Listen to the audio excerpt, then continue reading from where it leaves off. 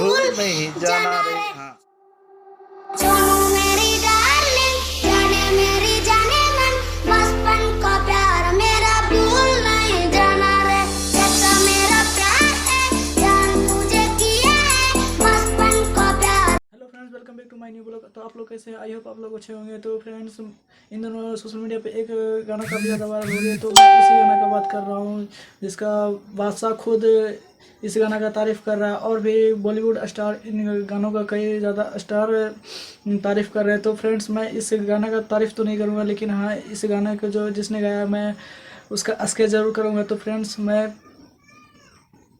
Friends, मैं बात कर रहा हूँ शादेव का। जी हाँ दोस्तों, मैं आपको दिखाता हूँ। मैं आज ये स्केच ड्रॉ करने वाला हूँ। ये देखिए फ्रेंड्स।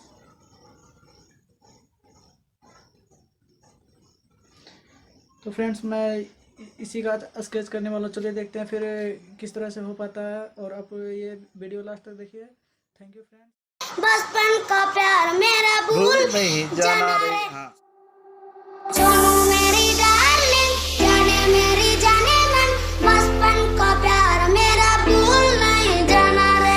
जैसा मेरा प्यार है जान तुझे किया है, बचपन का प्यार मेरा भूल नहीं जाना रे। भूल नहीं जाना रे, भूल नहीं जाना रे, भूल नहीं जाना रे।